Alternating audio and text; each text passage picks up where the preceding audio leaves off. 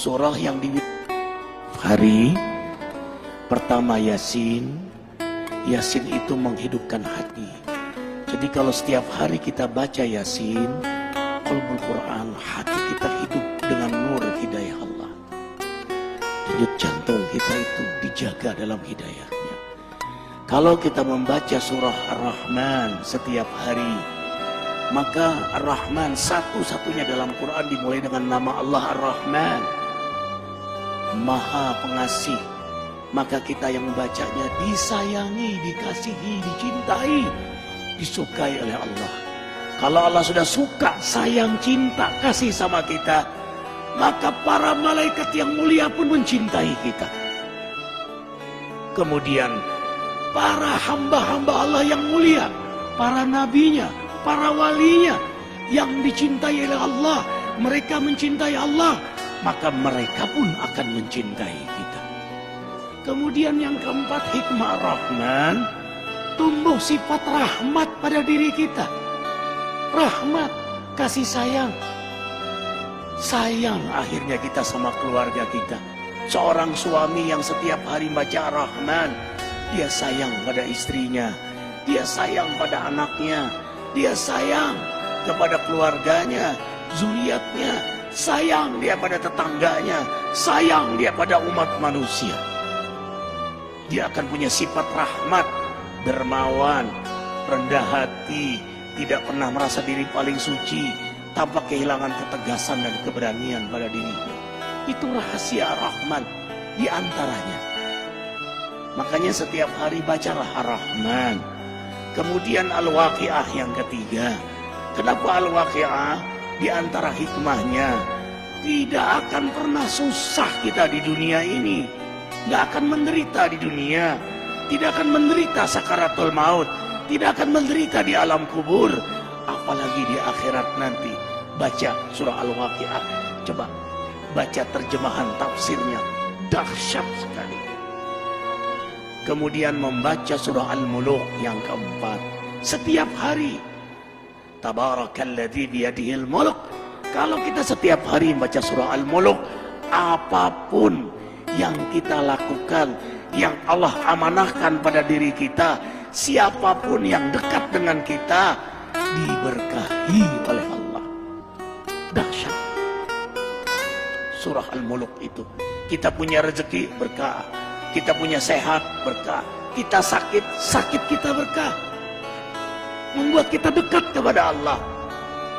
Kita punya rumah tangga berkah. Kita punya pekerjaan, pekerjaan kita berkah. Seorang juru dakwah yang setiap hari membaca surah Al-Muluk, dakwahnya berkah, jamaahnya berkah.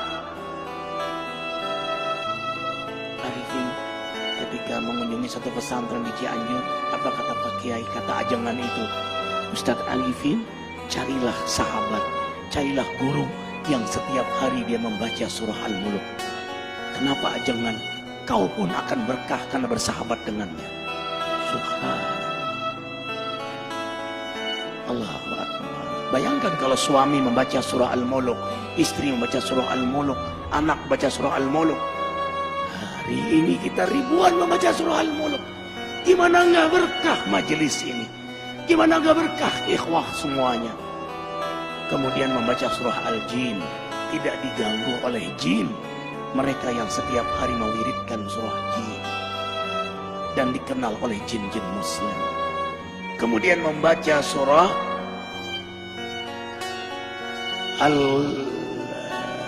Al-Muzammil yang ke-6.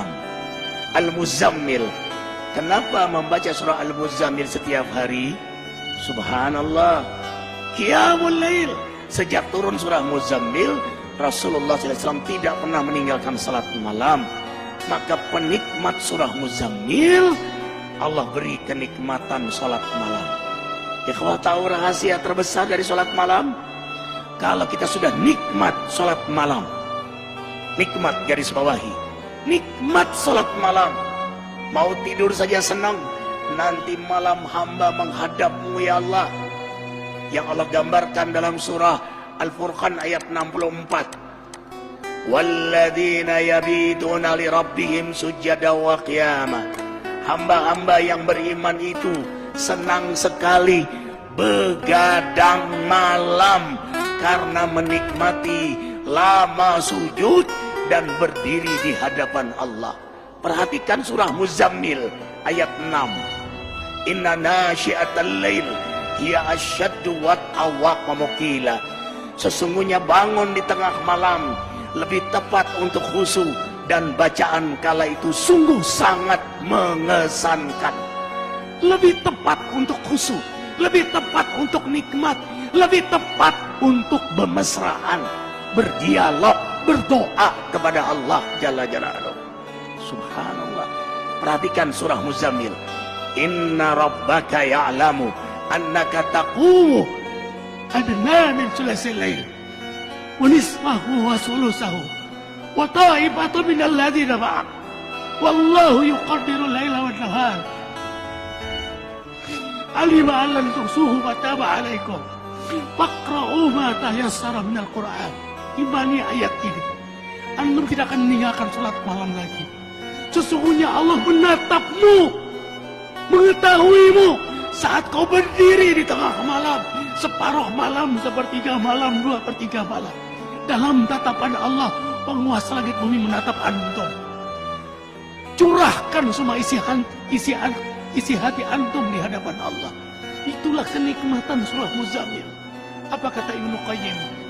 Kau dapat nikmat salat malam, separuh surga sudah kau dapatkan. Dunia ini separuh surga bagi penikmat salat malam.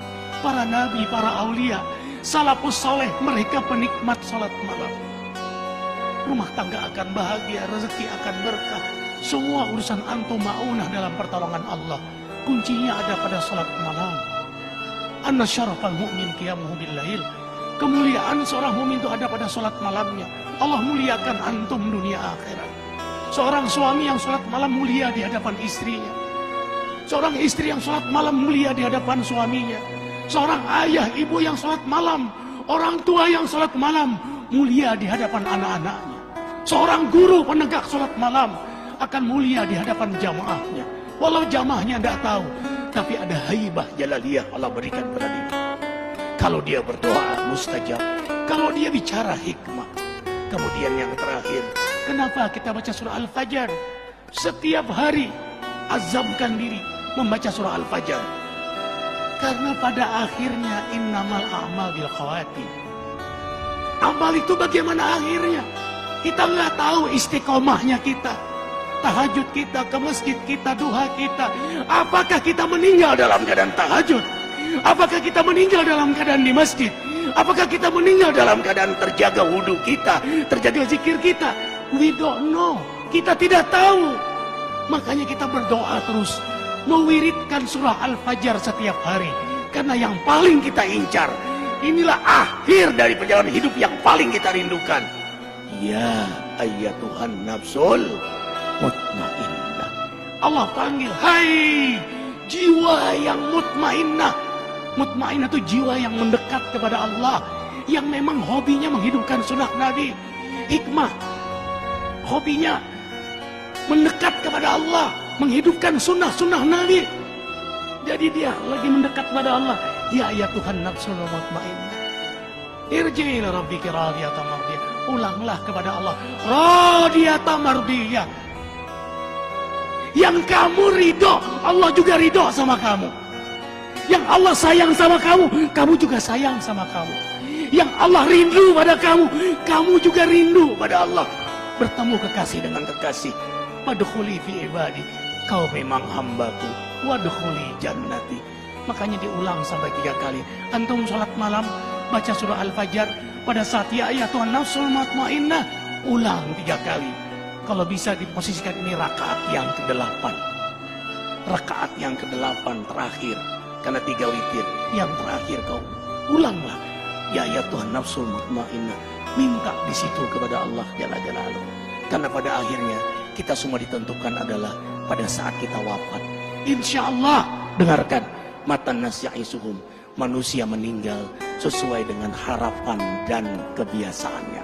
Harapan kita husnul khotimah. Kebiasaan kita membaca surah Al-Fajr. Yakin posisi itu kita diwafatkan oleh Allah.